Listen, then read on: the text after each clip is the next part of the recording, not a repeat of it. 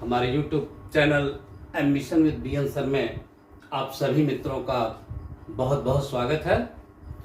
आज हम लोग यमुना रिवर सिस्टम पढ़ेंगे।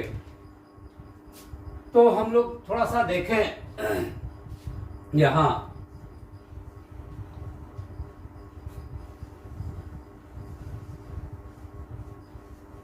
भारत का मैप।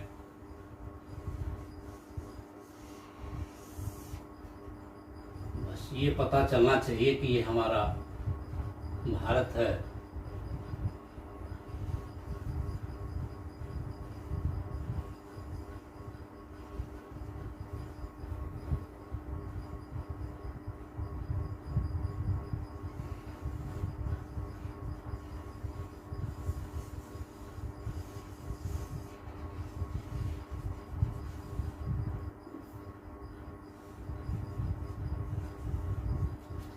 ये जो है गंगा है,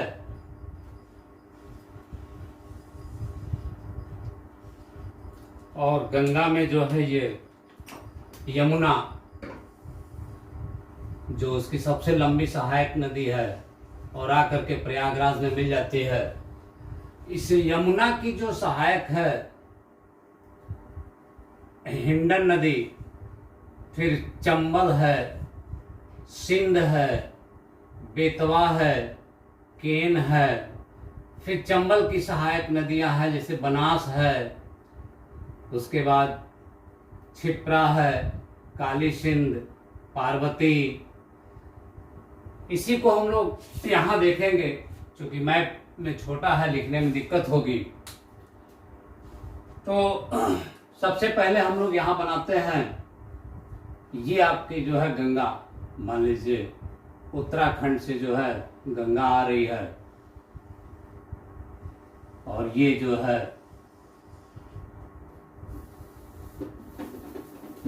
थोड़ा इसको और ऊपर बना लेते हैं।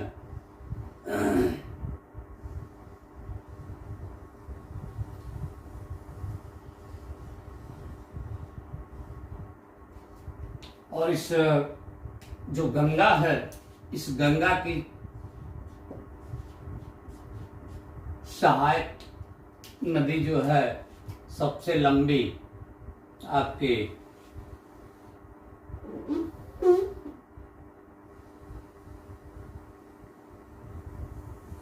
यमुना। यमुना आकर के जो है प्रयागराज में मिल जाती है गंगा से। ये है प्रयागराज। आप देख रहे हैं कि गंगा जो है यहाँ गंगोत्री हिमनद से निकलती है, और उसके बाद ये जो है गंगोत्री हिमनद से निकलती है, ये आपकी जो है भागीरथ है, और सतोपथ हिमनद से निकलती है, ये आपके अलकनंदा। यहाँ देवप्रयाग में दोनों मिल जाती हैं। कौन? भागीरथ और अलकनंदा देवप्रयाग में। और देवप्रयाग में मिल करके यहीं से जो है गंगा का निर्माण होता है, यानी गंगा यहीं से कहलाती है, ये गंगा। उसी तरह यमुनोत्री से जो है यमुना हिमनद, यमुनोत्री हिमनद से ये यमुनोत्री है। यमुनोत्री यमुनोत्री हिमनद से यमुना निकलती है, और ये जो है बंदर कुछ चोटी है।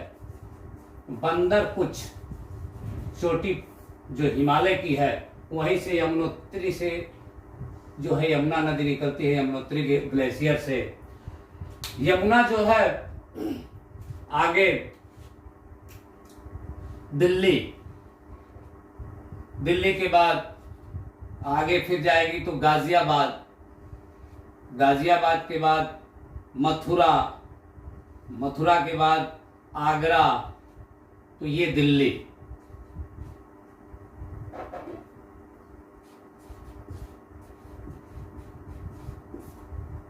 ये गाजियाबाद,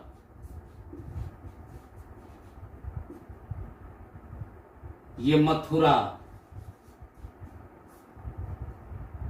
ये आगरा, आगरा के बाद यहाँ इटावा,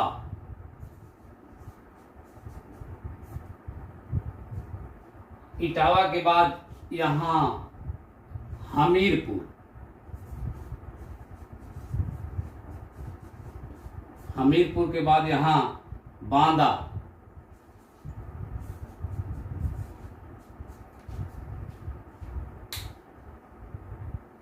तो देखिए ये जो है आपका इसके जो है इस यमुना नदी पर दिल्ली, गाजियाबाद, मथुरा, आगरा, इटावा, हमीरपुर, बांदा और उसके बाद यमुना जाकर के प्रयागराज में गंगा से मिल जाती है।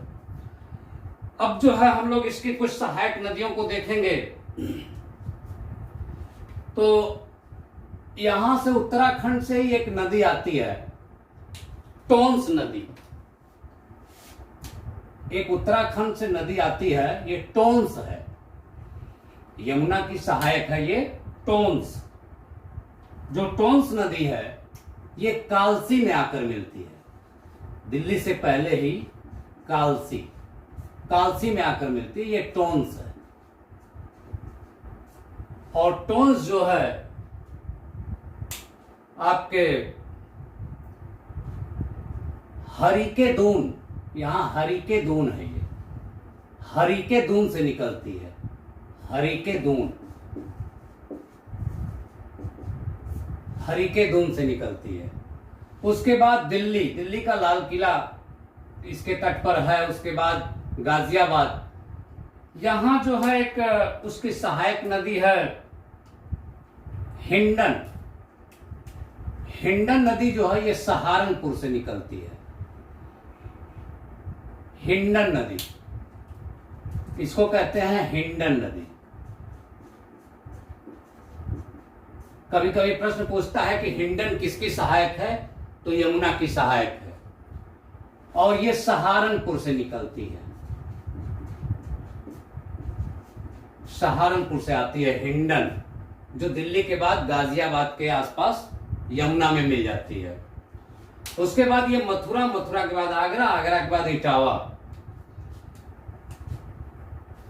यमुना की सबसे लंबी सहायक नदी,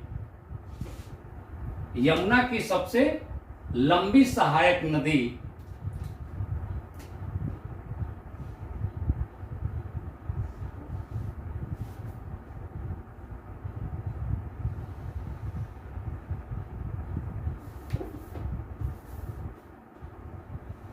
चंबल है। और चंबल जो है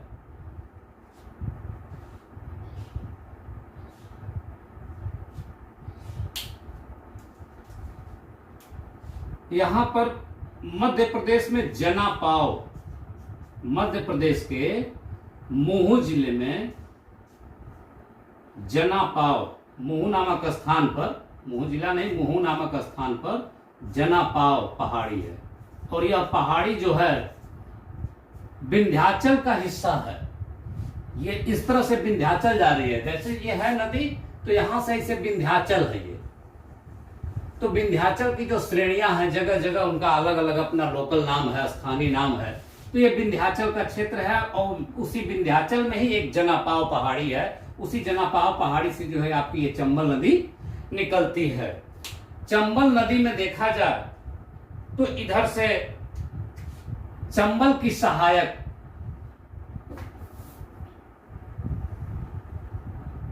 बनास नदी है, चंबल की सहायक बनास नदी है। और बनास नदी जो है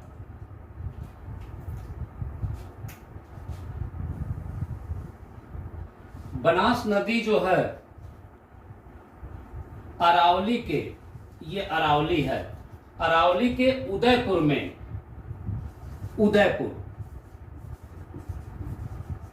उदयपुर में अरावली मतलब राजस्थान के उदयपुर जिले में जो अरावली है वहां पर एक खमनौर पहाड़ी है, खमनौर,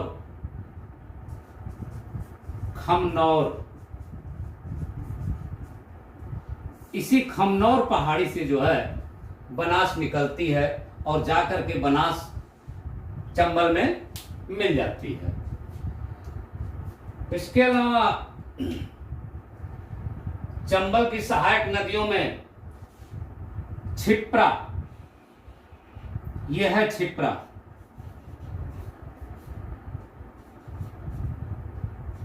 जिसके तट पर जो है उज्जैन शहर है, उज्जैन शहर।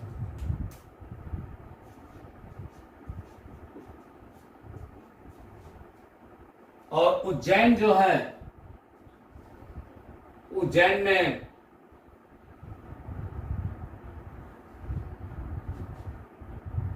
जैसे प्रयागराज में जो है महाकुंभ लगता है, उसी तरह उज्जैन में भी महाकुंभ लगता है। उज्जैन के बाद, अगर उज्जैन के बाद हम लोग देखते हैं तो फिर ये काली सिंध है, काली सिंध। जो काली सिंध है ये देवास, देवास से निकलती है। मध्य प्रदेश में देवास से काली सिंध निकलती है। और जो काली सिंध है जो मध्य प्रदेश के देवास से निकलती है, यहाँ पर जो है आरबीआई, इसी के देवास में ही जो है आरबीआई का प्रिंटिंग प्रेस है, जहां पर जो है 10 के, 20 के, 50 के, 500 के, 100 के, 1000 के नोट जो है, 2000 के नोट जो भी है, जो है देवास में ही जो है छपता है। यह एक जीएस का बहुत अच्छा प्रश्न है कि आरबीआई द्वारा जो प्रिंटिंग प्रेस है वो कहां पर लगा हुआ है, जहां की नोटों की छपाई होती है, तो वो देवास, जो मध्य प्रदेश का देवास है, जहां से जो है आपके काली सिंध नदी निकलती है, काली सिंध, काली सिंध।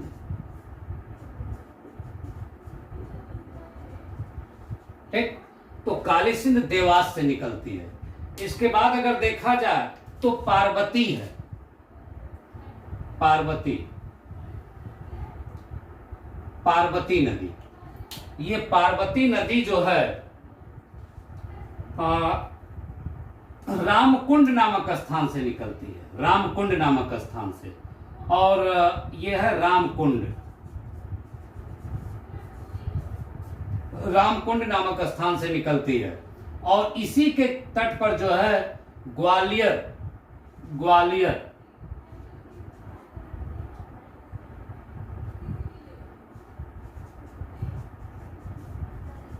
ग्वालियर और गुना है, मध्य प्रदेश का ग्वालियर और गुना जो है पार्वती नदी के तट पर है। ये पार्वती नदी है। कौन सी नदी है ये? पार्वती नदी। पार्वती के बाद अगर देखा जाए तो इटावा और हमीरपुर के बीच एक और नदी है, इसकी सहायक, किसकी? चंबल की सहायक। तो चंबल की सहायक एक और नदी है जो जाती है इटावा और हमीरपुर के बीच में मिलती है, इसको कहते हैं सिंध नदी, सिंध नदी। सिंध के बाद अगर देखा जाए तो एक बेतवा है, जो कि यहां मध्य प्रदेश में ही रायसीन की पहाड़ी है, मध्य प्रदेश में रायसीन की पहाड़ी है। और यहां से जो है बेतवा जाती है, हमीरपुर में जाकर के यमुना में मिल जाती है। तो यहां पर रायसीन की पहाड़ी है, रायसीन पहाड़ी, ये भी मध्य प्रदेश में है। और जो रायसीन की पहाड़ी है ये विंध्याचल का ही हिस्सा है, लेकिन यहाँ पर इसको रायसीन जिला है, तो रायसीन जिले में वो होने की वजह से रायसीन की पहाड़ी भी कहते हैं। वैसे मध्य प्रदेश का जो कैमूर पहाड़ी का हिस्सा है, वो कैमूर वाले हिस्से में ही रायसीन की पहाड़ी है। उसके बाद अगर देखा जाए तो रायसीन जो है, रायसीन से जब ये निकलती है तो इसी के तट पर भोपाल शहर है, मध्य प्रदेश का भोपाल शहर। और सांची का स्तूप भी जो है, सांची का स्तूप भी जो है इस बेतवा नदी पर ही है, बेतवा। तो सांची का स्तूप सांची स्तूप बेतवा नदी के तट पर, मुख्य रूप से मध्य प्रदेश की राजधानी भोपाल आपको याद रखना है कि किस नदी के तट पर है, तो बेतवा नदी के तट पर है। और बेतवा की अगर और हम लोग विशेषता देखना चाहें तो बेतवा नदी पर ही ललितपुर में माता टीला बांध है। माता टीला बांध, माता टीला बांध किस पर है? बेतवा नदी पर। और इसी पर जो है बेतवा नदी पर ही जो है एक और बांध है जिसको हम लोग कहते हैं राजघाट बांध। राजघाट बांध दो याद रखना है आपको, बेतवा नदी पर है। और इसके बाद देखा जाए तो ये बांदा है जो यमुना नदी के तट पर, तो बांदा में भी एक नदी जाकर के, हाँ ये बेतवा की एक सहायक है, उसको भी हम लोग जान लें, धसान नदी। ये धसान है, बेतवा की सहायक। कभी कभी पूछ देता है कि बेतवा की सहायक कौन है, तो धसान नदी है। दूसरी बात, एक और नदी है जो यमुना की सहायक है, वो है केन। बांदा के चिल्ला नामक स्थान पर, चिल्ला, बांदा के चिल्ला नामक स्थान पर जाकर मिलती है, यह है केन। और जो केन नदी है ये आपके जो है मध्य प्रदेश में सतना से निकलती है। मध्य प्रदेश में सतना के पास से निकलती है। और यहां पर सतना में जो है कैमूर की पहाड़ी है,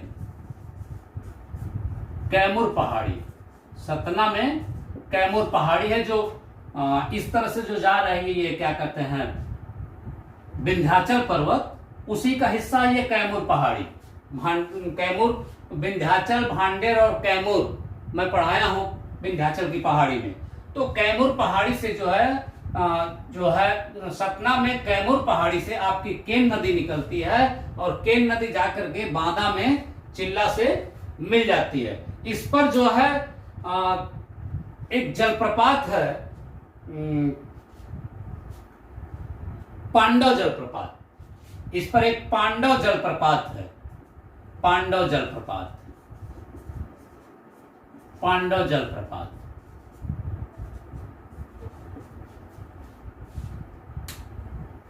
तो ये तो हो गया आपका जो है यमुना और उसकी सहायक नदियां। थोड़ा सा एक बार इसको देख लेते हैं हम लोग। यमुना नदी गंगा में दाहिने तरफ से मिलने वाली सबसे लंबी नदी, और यमुना की सबसे लंबी नदी भी है। दाहिने तरफ से मिलने वाली सबसे लंबी नदी, और गंगा की सभी सहायक नदियों में देखा जाए तो सबसे लंबी नदी यमुना है, जिसकी जो है लंबाई कुल 1385 किलोमीटर के लगभग है। कहीं कहीं 1375 भी दिया हुआ है। यमुना जो है यमुनोत्री से निकलती है और कालसी, दिल्ली, गाजियाबाद, मथुरा, आगरा, इटावा, हमीरपुर, बांदा होते हुए प्रयागराज में जाकर के गंगा से मिल जाती है। यमुना नदी गंगा के तरह पवित्र नदी मानी जाती है। गंगा के पवित्रता के मामले में गंगा के समकक्ष यमुना को भी माना जाता है। गहराई के मामले में गंगा से भी गहरी नदी है। यमुना जो है गहराई के मामले में गंगा से भी गहरी नदी है।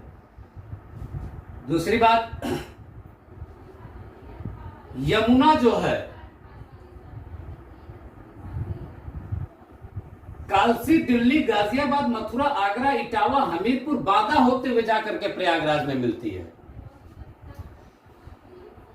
यमुना उत्तराखंड में मसूरी श्रेणी के बाद मैदान में प्रवेश कर जाती है। जैसे गंगा जो है हरिद्वार में जो है मैदानी क्षेत्र में उतरती है, उसी तरह यह जो है मसूरी श्रेणी के बाद गंगा मैदानी क्षेत्र में यमुना उतर जाती है। उत्तराखंड से जब चलती है तो मसूरी श्रेणी के बाद मैदानी क्षेत्र में यमुना उतर जाती है, मैदान में आ जाती है मसूरी श्रेणी के बाद। अगर उसकी सहायक नदियों में देखा जाए तो जैसे ये आपका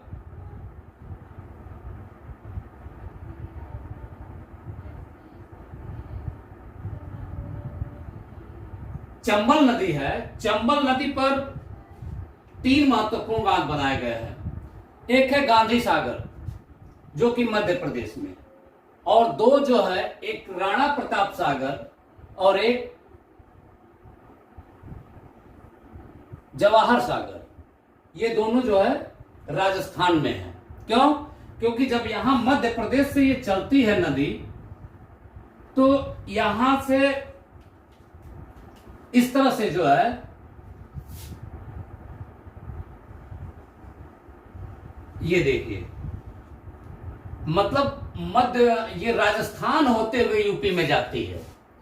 मतलब ये कि चंबल नदी राजस्थान होते हुए, यह इलाका जो है राजस्थान, देखिए ये मध्य प्रदेश और ये जो है राजस्थान का इलाका है, तो राजस्थान होते हुए जो है यूपी में जाती है। यानी अगर देखा जाए तो चंबल नदी 3 स्टेट होकर के जा रही है, मध्य प्रदेश, राजस्थान, यूपी। चंबल नदी 3 स्टेट से होकर के जा रही है। दूसरी चंबल की विशेषता यह है कि चंबल जो है घड़ियालों के लिए प्रसिद्ध है।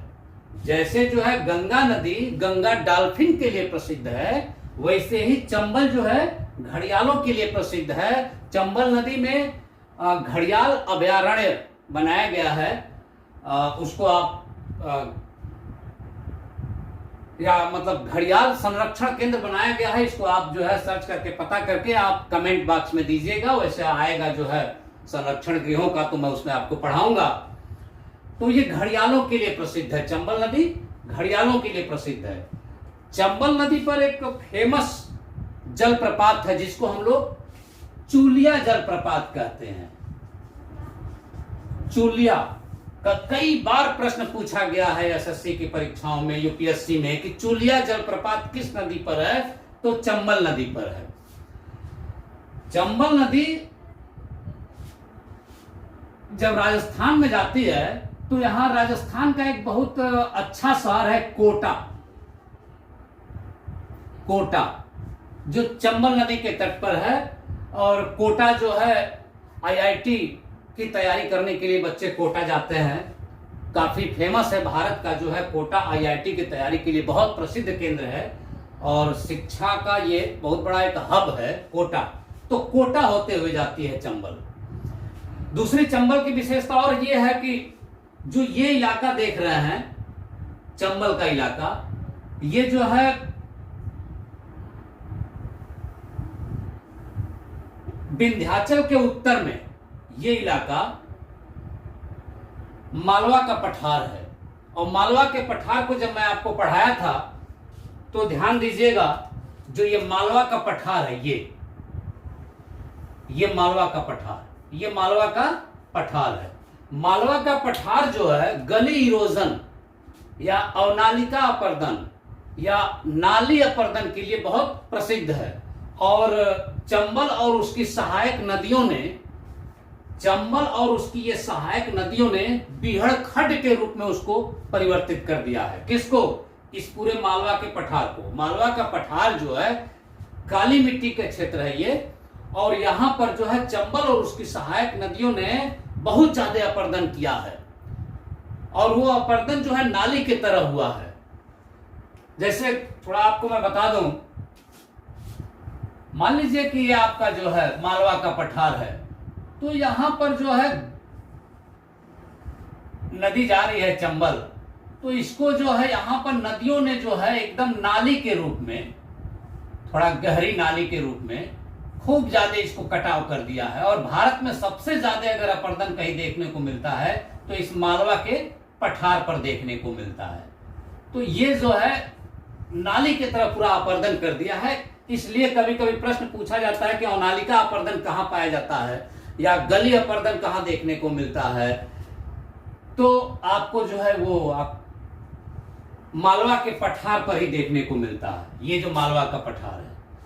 और बीहड़ अपर्दन का क्षेत्र कहाँ है या भारत का बीहड़ क्षेत्र किसको कहा जाता है, तो मालवा के क्षेत्र को कहा जाता है। यानी जो चंबल का इलाका यानी चंबल और उसकी सहायक नदियों का इलाका है वो बीहड़ क्षेत्र कहा जाता है। क्यों? क्योंकि बहुत ज्यादा अपर्दन कर दिया है और इस गली नुमा जो अपर्दन हुआ है ये काफी समय पहले ये डकैतों का गढ़ हुआ करता था, जिसमें जो है ददुआ जैसे डकैत लोग खूब रहा करते थे, जैसे फूलन देवी भी इसी क्षेत्र की हैं। तमाम जो है यहाँ के बहुत ज्यादा यहाँ डकैतों का ये गढ़ हुआ करता था और वो डकैत लोग इसी जो गली इरोजन है इसी में छिपने का उनका ये ठिकाना हुआ करता था। और जो है प्रशासन के पास इतनी व्यवस्था नहीं थी कि प्रशासन उनके तक पहुंच जाए, इसलिए वो वहां के लोकल रहने वाले डकैत ही जानते थे कि किस गली के रास्ते जो है हम लोग कहां निकल जाएंगे। बचने का रास्ता उनका बहुत अच्छा था यहाँ। अब तो मैं खैर जो है काफी रोड हो गया है यहाँ पर, लेकिन पहले जो है ये डकैतों का गढ़ हुआ करता था और इसको बीहड़ क्षेत्र कहा जाता है। यानी चंबल और उसकी सहायक नदियों का जो ये मालवा का क्षेत्र है इसी क्षेत्र को भारत का बीहड़ क्षेत्र कहा जाता है भी इस समय। तो अब इसमें आपको ध्यान देना है कि जैसे ये चंबल जा रही है जनापाव पहाड़ी से, उसके बाद छिप्रा है, छिप्रा के तट पर जो है उज्जैन शहर है, उसके बाद ये काली सिंध है जो देवास से निकलती है और देवास जो है आरबीआई द्वारा वहां प्रिंटिंग प्रेस की स्थापना की गई है जहां नोट वगैरह छपते हैं, उसी देवास से जो है ये काली सिंध निकलती है। उसके बाद ये काली सिंध के बाद पार्वती नदी है जो रामकुंड मध्य प्रदेश में रामकुंड से निकलती है और इसी पार्वती नदी के तट पर ग्वालियर और गुना शहर है। तो ये जो है एक इधर से गंभीर इसकी एक सहायक नदी है चंबल की, गंभीर। तो ये जो है और बनास चंबल की एक सहायक है जो अरावली के उदयपुर के खमनौर पहाड़ी से निकलती है। ये बनास है जो जाकर के चंबल में मिल जाती है। तो ये चंबल का बीहड़ इलाका हो गया। इसके बाद जो है ये सिंध नदी है। देखिए 3 ठो सिंध है, एक काली सिंध, ध्यान रखिएगा। काली सिंध किसकी सहायक है? चंबल की सहायक है। यहां जो सिंध है, ये सिंध जो जा रही है वो जो है यमुना की सहायक है। और एक सिंधु है जो सिंधु नदी यहां से निकलती है, तिब्बत क्षेत्र से निकलती है मानसरोवर झील से और जम्मू कश्मीर का लद्दाख क्षेत्र होते हुए जो है पाकिस्तान चली जाती है। तो वो सिंधु है। यानी इसको कंफ्यूजन में रहने की जरूरत नहीं है। काली सिंध किसकी सहायक है?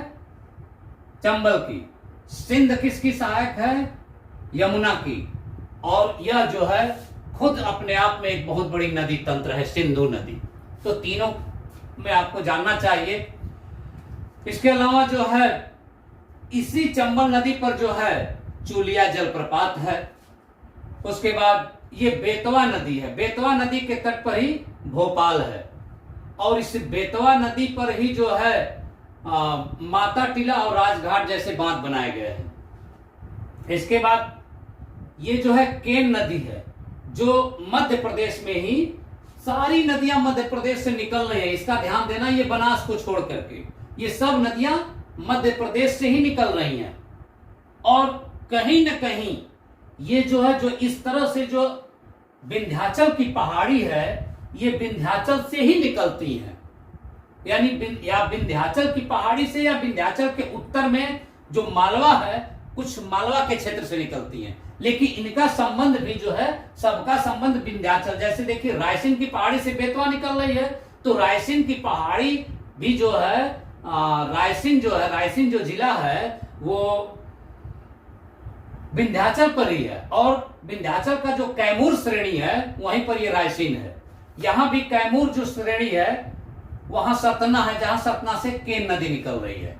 बनास नदी जो अरावली से निकल करके जा करके चंबल में मिल रही है, तो जो ये चंबल नदी है, चंबल नदी को जो है राजस्थान की जीवन रेखा भी कहते हैं। और इस तरह से देखा जाए तो ये जो बेतवा नदी है, बेतवा नदी बुंदेलखंड का क्षेत्र होते हुए जाती है। बुंदेलखंड, जैसा कि हम लोग जानते हैं कि बुंदेलखंड सूखाग्रस्त इलाका है, अक्सर सूखा वहां पड़ता रहता है, इसलिए जो है इस बेतवा नदी जो बुंदेलखंड क्षेत्र होकर के जा रही है, तो बुंदेलखंड में जो है बेतवा को बुंदेलखंड की जीवन रेखा कहते हैं।